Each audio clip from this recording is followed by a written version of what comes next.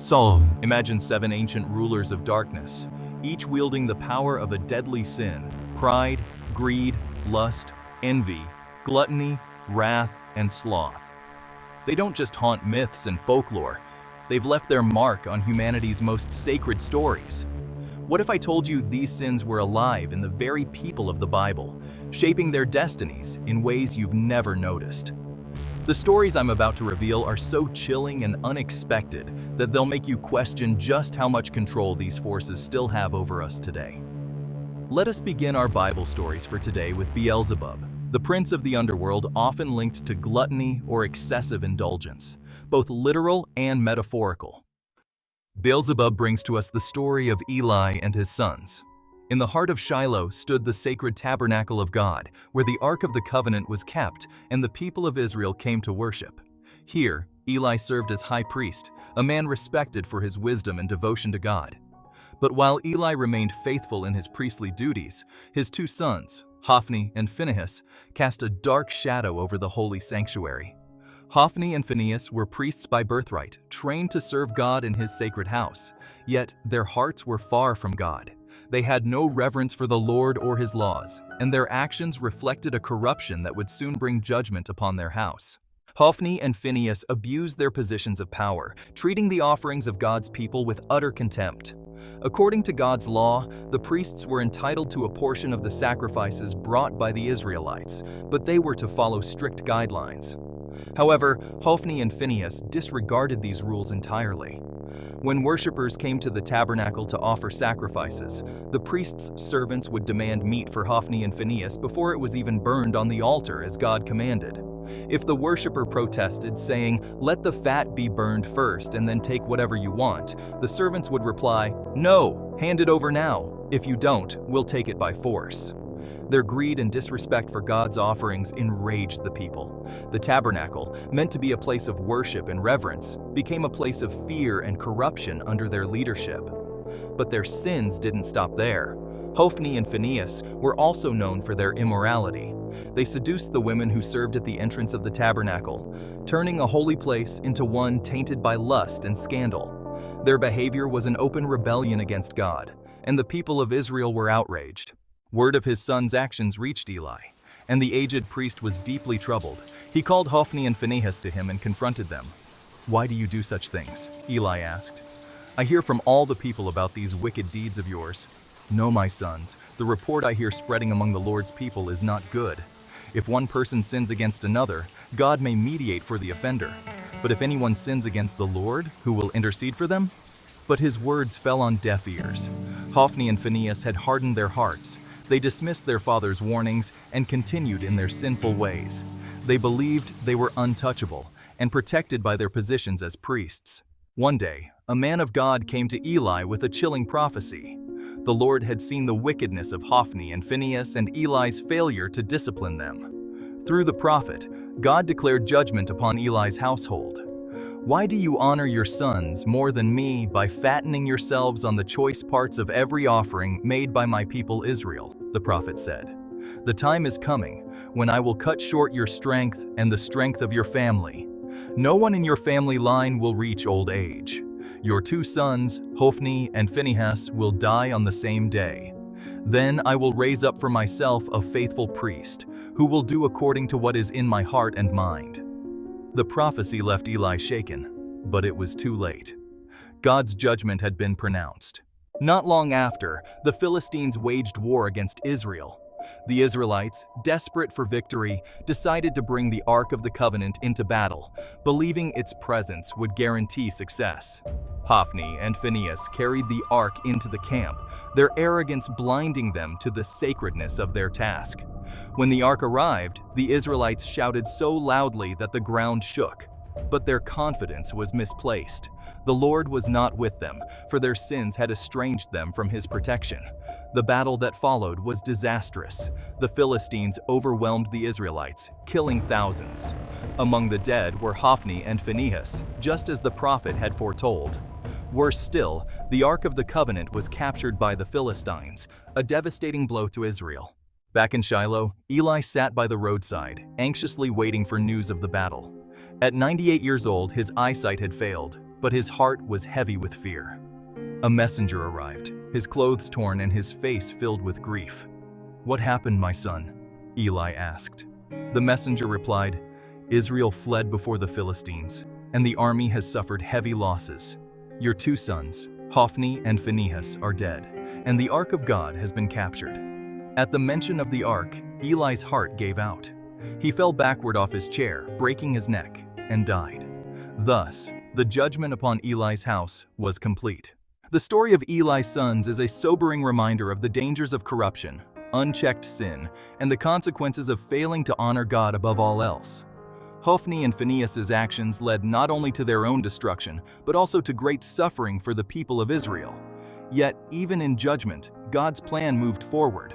He would raise up a faithful priest, Samuel, who would lead Israel with integrity and restore the honor of the Lord's name. This tale of betrayal, arrogance, and divine justice continues to echo through history as a warning to those who wield power, reminding them to use it with reverence and humility. Satan is the prince of the underworld, frequently associated with the deadly sin of wrath because he represents anger, rebellion, and chaos. The story of King Saul and David begins with triumph. David, a young shepherd from Bethlehem, had become a national hero after defeating the Philistine giant, Goliath, with nothing more than a sling and a stone. His courage inspired the nation of Israel, and his victory brought hope to the people.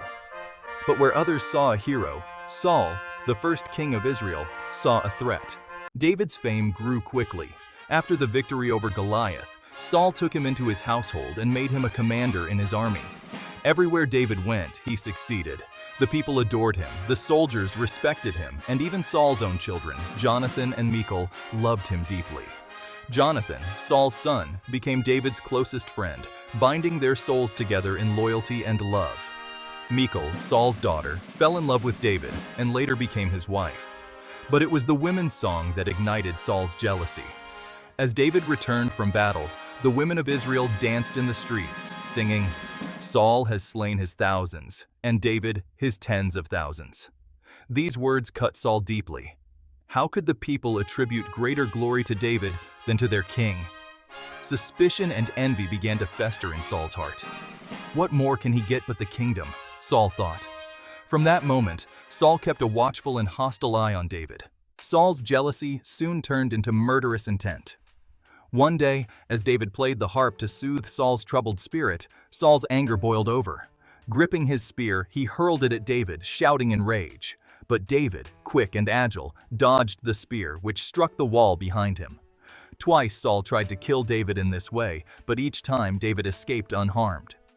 Realizing that David's presence only fueled his jealousy, Saul sought another way to rid himself of his rival. He offered his daughter Michal to David in marriage, but with a deadly condition: David must bring him the foreskins of 100 Philistines as a bride price, hoping the task would lead to David's death. But David, trusting in the Lord, not only fulfilled the task but exceeded it, bringing back 200 foreskins. Saul had no choice but to give Michal to David as his wife. Yet this only deepened Saul's fear, for he saw that the Lord was with David. Jonathan, Saul's son, was torn between his love for his father and his loyalty to David. Recognizing the danger David faced, Jonathan warned him of Saul's intentions and pleaded with his father to spare David's life. "Let not the king do wrong to his servant David," Jonathan said. "He has not wronged you. What he has done has benefited you greatly. He risked his life to kill the Philistine, and the Lord gave Israel a great victory through him." For a time, Saul relented, swearing an oath not to harm David, but his peace was short-lived. As David's fame continued to grow, Saul's paranoia returned, and he resumed his pursuit of David's life. Saul's hatred drove David into exile. David fled from Saul's palace and lived as a fugitive, hiding in caves and remote wildernesses. Despite being hunted, David gathered a loyal band of followers, men who were outcasts, indebted or discontented, who found in David a leader worth following.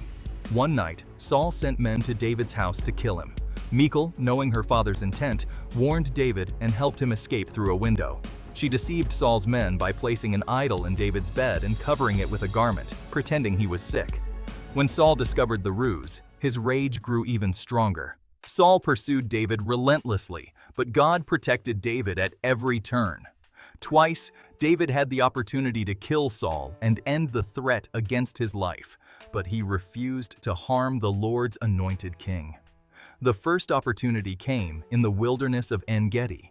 Saul entered a cave to relieve himself, not knowing that David and his men were hiding deeper inside. David's men urged him to strike Saul down, but David only cut off a corner of Saul's robe. Later, from a safe distance, David revealed what he had done. "My lord the king," David called out, bowing low, "I could have killed you, but I spared your life. See the corner of your robe in my hand. I will not lay my hand on the Lord's anointed." Saul wept and acknowledged David's righteousness. "You are more righteous than I," Saul admitted. "You have treated me well, but I have treated you badly. I know that you will surely be king." The second opportunity came in the wilderness of Ziph. While Saul and his men camped for the night, David and one of his men, Abishai, crept into the camp. They found Saul asleep, his spear stuck in the ground beside him. Abishai whispered, "Let me pin him to the ground with one thrust of the spear." But David refused. "Do not destroy him. Who can lay a hand on the Lord's anointed and be guiltless?" Instead, David took Saul's spear and water jug as proof that he had spared his life. From a hilltop, David once again called out to Saul, showing his innocence. Saul was deeply moved but remained unable to conquer his jealousy. Though David repeatedly showed mercy, Saul's hatred never fully subsided. His relentless pursuit of David distracted him from leading Israel and ultimately led to his downfall. In a final battle against the Philistines, Saul's army was defeated, and Saul, wounded and humiliated, fell on his own sword to avoid capture. David, upon hearing of Saul's death, mourned deeply for the man who had sought to kill him. Despite all that Saul had done, David honored him as the Lord's anointed and wept for the broken relationship and the tragedy of a king consumed by jealousy. The story of Saul's wrath against David is a powerful tale of jealousy, loyalty, and divine protection. Saul's unchecked envy destroyed his life and reign, while David's faith, humility, and mercy revealed the heart of a man after God's own heart. Through it all, God's plan for David to become king was fulfilled, proving that no amount of human wrath can thwart the purposes of God. Would you like me to expand on any particular theme or explore more stories about David? Belphegor is often tied to the deadly sin of sloth, laziness, and apathy, particularly in spiritual matters. The Israelites had returned home, but their hearts were far from whole.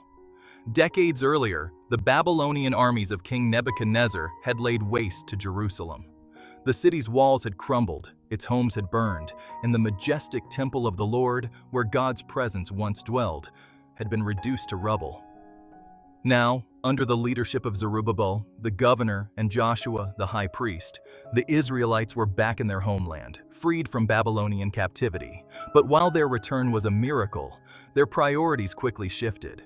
Their focus was no longer on rebuilding the house of God, but on their own lives, homes, and comfort. In the second year of King Darius, the Lord spoke to the prophet Haggai.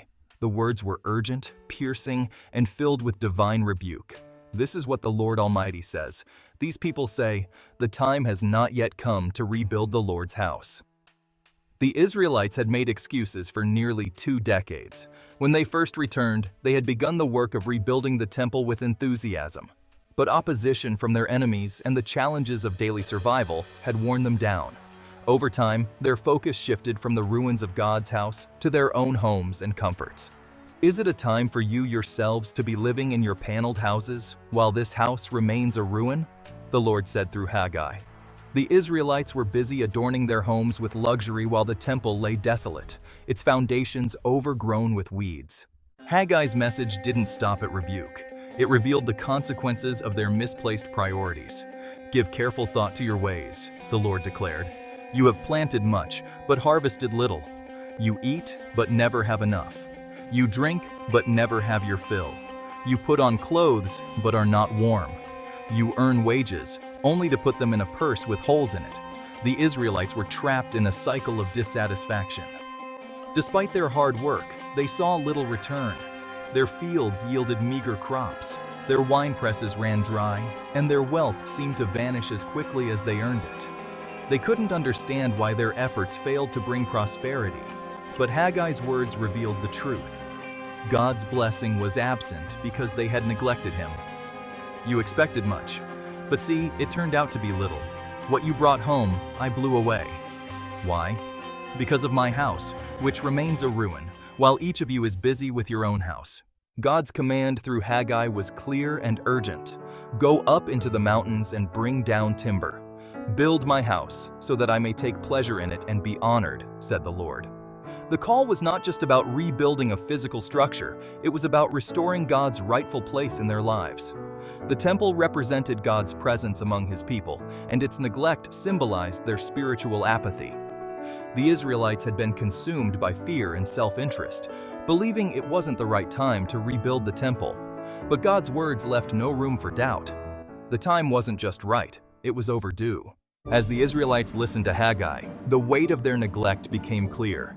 Their apathy had not only brought spiritual emptiness, but also tangible hardship.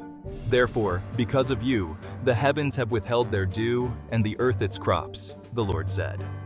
I called for a drought on the fields and the mountains, on the grain, the new wine, the olive oil, and everything else the ground produces, on people and livestock, and on all the labor of your hands.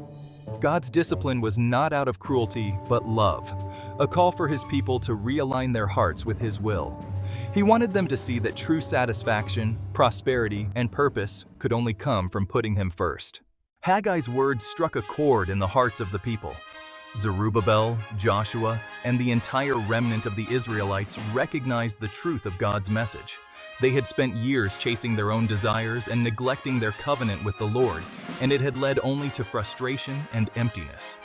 With reverence and fear, they obeyed the voice of the Lord.